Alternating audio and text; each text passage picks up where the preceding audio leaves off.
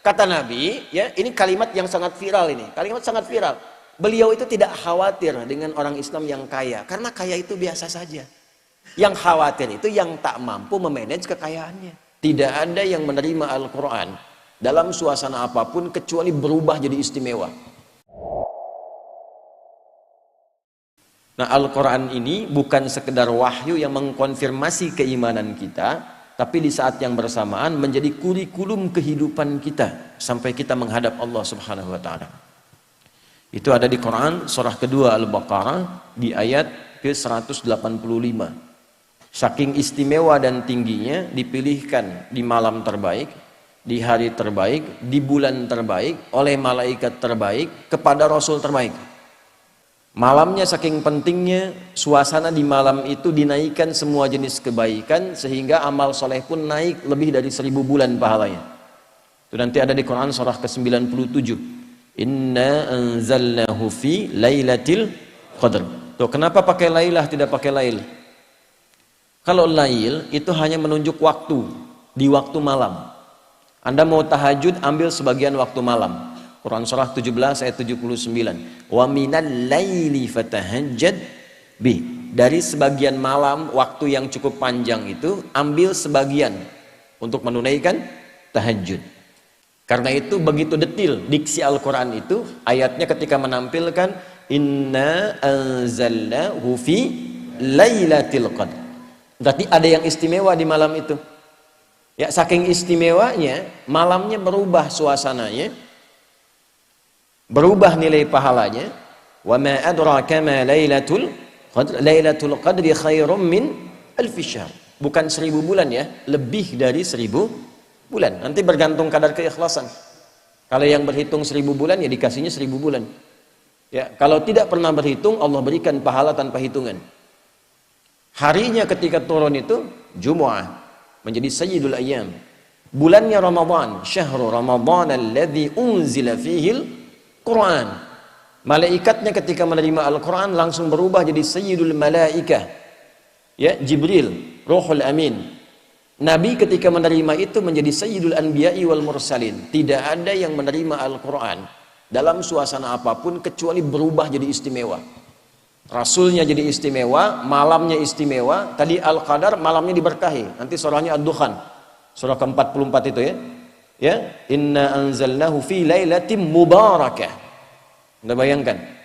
Kemudian turun di Mekah. Nah, ini yang mau saya tunjukkan keistimewaannya. Mekah itu jangan dibayangkan saat ini yang ramai, maju, banyak hotelnya dan sebagainya. Biwadin ghairi dzi zar'in 'inda baitikal muharram. Tanahnya tandus, batuannya pekat, tumbuhan jarang tumbuh. Terisolasi keadaannya. Di situ ada yang mulia. Kalaulah tidak ada kemuliaan al-bait, baitullah, kalau nggak ada Ka'bah ini selesai. Singkatnya, di sini ada Romawi, di sini ada Persia. Dua kekuatan besar.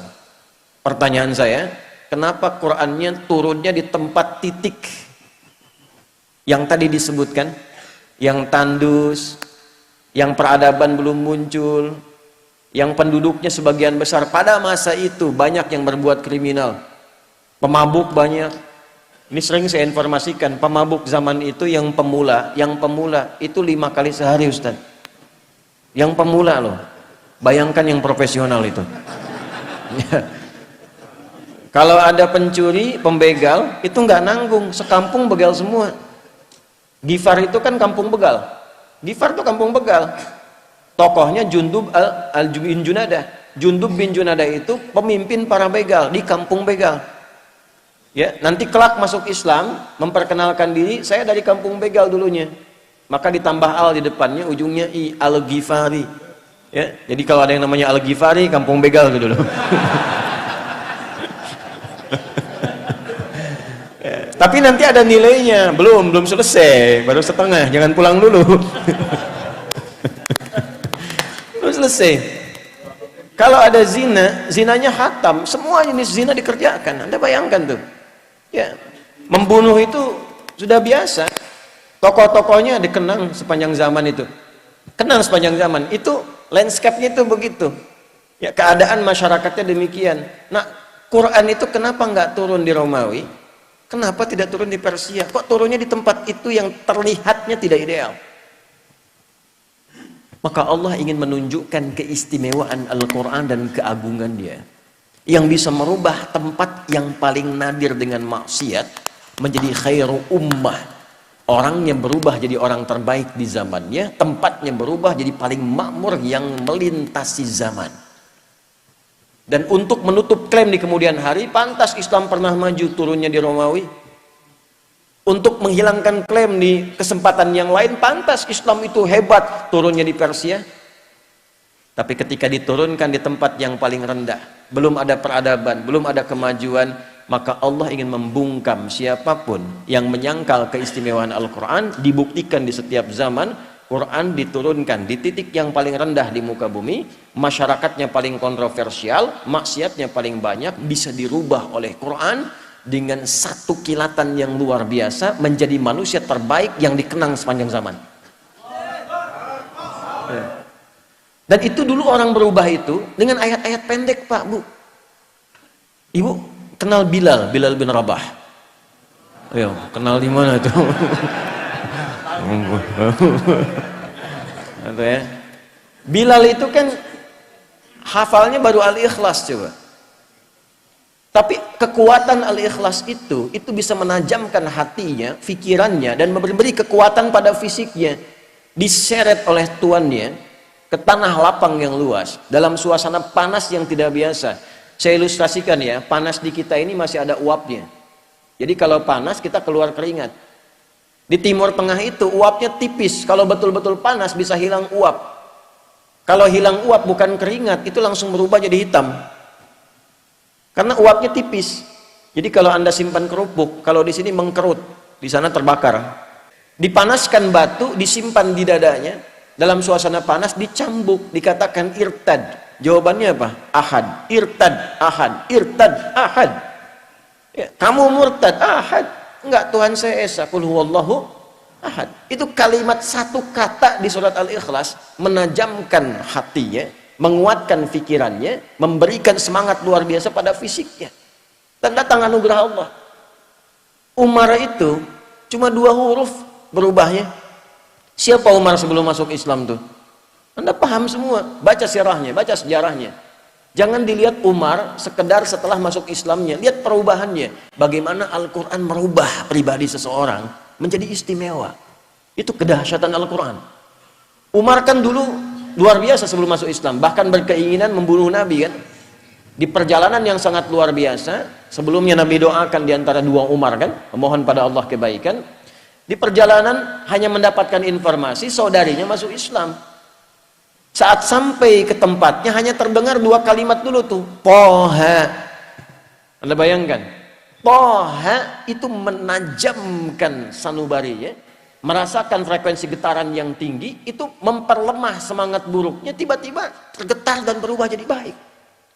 Cuman dengan Toha jadi mulia.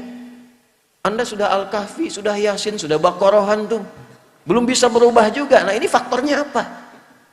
Kenapa orang dulu mendapatkan cahaya Quran begitu dalam dan merubah tampilan jadi istimewa dan langsung turun kesaksian Allah? Yang mahal tuh ini. Nanti pindah ke Quran surah ketiga Ali Imran ayat 110. Persaksiannya langsung menggunakan bentuk fi'il madhi untuk memberikan inspirasi mudhari. Kuntum khaira ummatin ukhrijat linnasi ta'muruna bil ma'ruf wa tanhauna 'anil munkar wa tu'minuna billah. Ini mahal kalimatnya. Ya, kalian itu benar-benar umat terbaik yang pernah terlahir dan berkehidupan di muka bumi. Nah, bagaimana mereka menjadi umat terbaik itu? Ketika mengambil spirit dari Al-Quran dan menerapkan kurikulum yang ada di Al-Quran pada kehidupannya. Jadi Al-Quran itu saking istimewanya bukan sekedar bacaan, Pak Ibu. Membaca itu adalah membuka pintu untuk mengetahui isinya. Nah Al-Quran itu nanti ada 3 level. Level bacaan, level pemahaman, level pengamalan. Saat membaca itu untuk tahu isinya, untuk dipahami. Makanya kalimat pertamanya ikra. Ikra itu belum menuntut paham dari qiraah. Ya, ketika ada qiraati, ada ikra dan turunannya, kan kita tidak diminta memahami. Di mana-mana orang baca pertama kali itu untuk bisa baca, tidak dituntut paham. Itu hukum standar. Setelah itu memahami. Maka pindah ke tilawah. Tilawah itu, Bapak Ibu sekalian, bukan sekedar baca, tapi membaca, memahami apa yang dibaca. Setelah periode Nabi diisi dengan wahyu, setelah itu dialihkan tahapnya dari qiraah ke tilawah. Ketika ada praktek ibadah dan muamalah, langsung berubah jadi tilawah, bukan qiraah lagi. Ya, contoh, sholat ini. Sholat itu ketika ayatnya turun berupa perintah penunaian, itu iringan kalimatnya bukan qiraah lagi, tapi tilawah. Buka Quran surah ke-29, Al-Ankabut ayat ke-45. Saya yakin umumnya jamaah hafal tengah-tengahnya, tapi awalnya jarang dibaca. Ini yang tengahnya nih. Innas sholata tanha. Apa awal ayatnya? Tuh kan? Awal ayatnya utsdu ma uhiya ilaika minal kitab wa aqimis sholah. Innas sholata tanha 'anil fahsya'i wal munkar. Utslu kata perintah dari kata tilawah. Tala yatslu tilawatan utslu. Wahyu pertama, iqra bismi rabbikal ladzi khalaq. Setelah terkumpul wahyu ada perintah ibadah, utslu. Apa bedanya qiraah dengan tilawah? Kenapa turun qiraah di awal iqra bukan utslu? Karena qiraah itu hanya perintah untuk menghadirkan apa yang diingat atau membaca yang di hadapan, tanpa menuntut memahami apa yang dibaca itu. Kenapa wahyu pertama itu iqra bukan utslu? Karena Nabi Muhammad itu jangankan paham, baca aja nggak bisa. Gitu. Salah kalau tilawah di awal utslu, itu menunjukkan ada bacaan. Makanya Nabi mengatakan iqra ma'ana biqari. Saya nggak bisa baca, saya nggak punya hafalan, saya nggak pernah sekolah, saya nggak punya guru. Kenapa dibuat Nabi itu oleh Allah ditetapkan ummi? Untuk menunjukkan Qur'annya orisinil bersumber dari Allah. Litakidi ummiyati Muhammad sallallahu alaihi wasallam, untuk menguatkan Nabi itu seorang ummi, untuk menunjukkan pada semesta bahwa Al-Qur'an itu orisinil firman Allah, tidak ada campur tangan Nabi Muhammad di dalamnya. Pernah nggak ngaji ayat Quran yang membimbing bisnis itu apa? Hadis-hadisnya apa? Keluarkan Kitabul Buyu'. Bimbingan dari Al-Quran dan hadis mengantarkan pada bisnis yang sukses dan membahagiakan. Tidak pernah ada sahabat, tidak pernah ada tabi'in, dan orang-orang sukses yang kita kenang sebagai orang kaya luar biasa yang mengamalkan petunjuk itu dalam pekerjaannya, kecuali dagang dan bisnisnya tidak pernah kembali modal. Selalu kembali untung.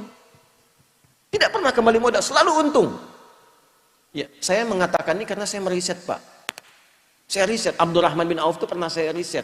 Dari mulai modal pakaian, mempraktekkan petunjuk bisnis dalam Al-Quran, dipraktekkan petunjuk nabinya, jadi orang paling kaya di masanya, yang kalau kita hitung valuasi hartanya, nilai hartanya di era sekarang, itu saat meninggal mewariskan 14.000 triliun. Utsman bin Affan radhiyallahu ta'ala anhu, asetnya masih ada sampai sekarang. Anda kalau umrah lewat itu, ya, jalur itu pasti melewati satu hotel warnanya krem, itu tulisannya jelas wakaf Utsman bin Affan radhiyallahu taala anhu, wakaf. Bisa nggak Anda membayangkan dari satu sumur, ada kebun di situ, satu sumur diwakafkan, lalu berganti masa dialih fungsikan, itu sekarang jadi hotel, dibukakan akun di Bank Saudi atas nama Utsman bin Affan radhiyallahu taala anhu. Setiap ada penghasilan dimasukkan ke situ, disodakohkan untuk kepentingan umat Islam. Orangnya sudah wafat 15 abad yang lalu, nggak ada orangnya, akunnya ada. Kita orangnya ada, akunnya nggak ada. Ada cek. Nah itu yang merubah itu apa? Al-Quran.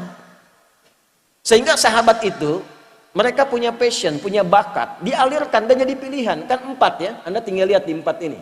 1 kedudukan, ilmu yang kedua, 3 harta, yang keempat tenaga. Anda mau pilih yang mana? Tentukan salah satu.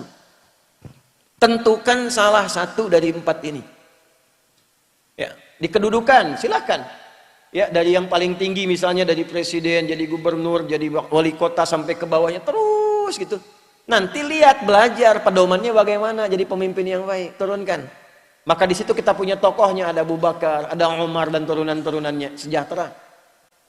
Setiap di copy paste di generasi setelahnya makmur. Karena memang tidak dibatasi di waktu tertentu. Silahkan Anda cek. Di era Umar bin Abdul Aziz kan bukan eranya sahabat. Hebat juga, luar biasa juga. Sampai masa keemasan dibawa. Terbalik ketika Qur'annya ditinggalkan, malas ngajinya, hadisnya jauh, selesai. Jatuh. Silahkan cek dalam sejarah. Masa-masa keemasan orang-orang Islam pada masa itu ketika dekat dengan Al-Quran.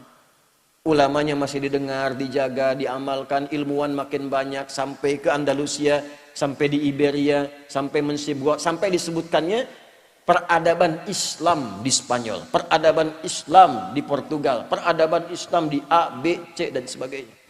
Kapan? Ketika dekat dengan Al-Quran. Ketika Qurannya mulai jauh, mulai sibuk dengan dunia, jatuh. Nah ini yang mau saya tekankan di bagian yang pertama. Ilmu silahkan, kita punya tokohnya. Ada Ali bin Abi Thalib, ada sahabat Abu Hurairah radhiyallahu taala anhuma jami'an. Ya. Kemudian di babnya apa lagi? Harta, ada Utsman bin Affan, Abdurrahman bin Auf, ada Talhah dan sebagainya.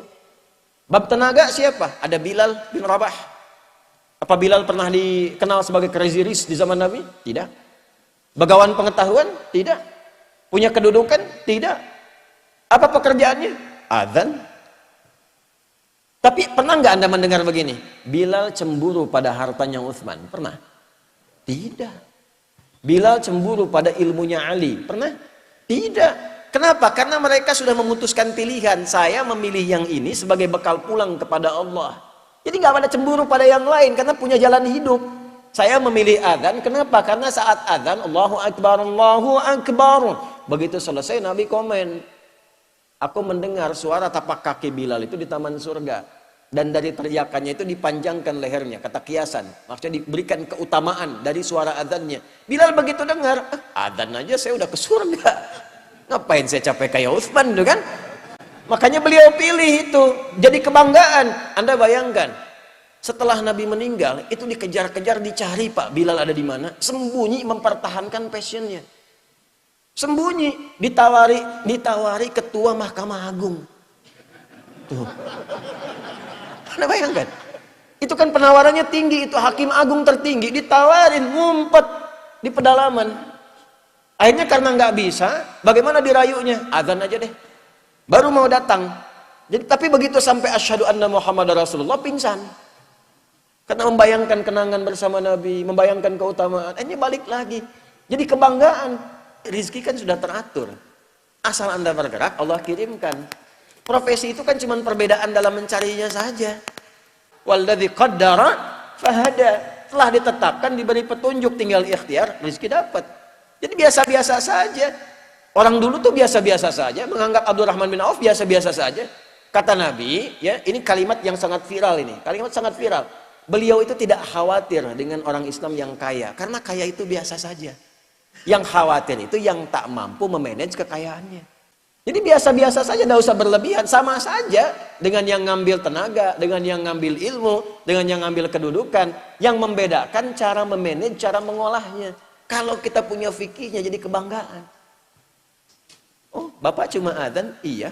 Saya punya sanad ke Bilal bin Rabah. Bacakan hadisnya. Dan itu kan jadi kebanggaan tersendiri. Fikihnya ada, jalannya ada. Nah ini yang ingin saya tekankan dari nilai-nilai Al-Quran.